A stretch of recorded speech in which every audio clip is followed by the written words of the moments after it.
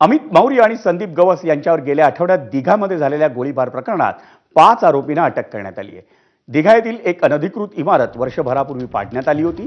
ती अनधिकृत इमारत पाडण्यास कारणीभूत ठरल्याचा राग मनात ठेवून अमित मौर्यच्या हत्येची सुपारी देण्यात आली होती।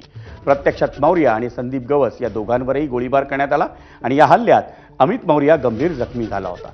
त्याच्यावर खासगी रुग्णालयात उपचार सुरू आहेत। या प्रकरणात विशाल महाडी, गुरफान खान, राहुल सहानी, मोहम्मद खान आणि नागेश माने या 5 आरोपींना अटक करण्यात आली। त्यांनी गुन्ह्यासाठी वापरलेली दुचाकी ही चोरीची असल्याचं तपासात निष्पन्न झालंय।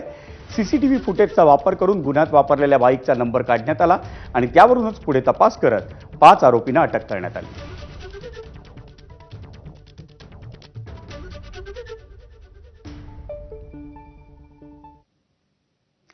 नवी मुंबईतील उल्वे परिसरातून मुंबईकडे जाणाऱ्या अटल सेतू नजीक मोठ्या प्रमाणावर कांदळवनाची कत्तल करण्यात आली आहे।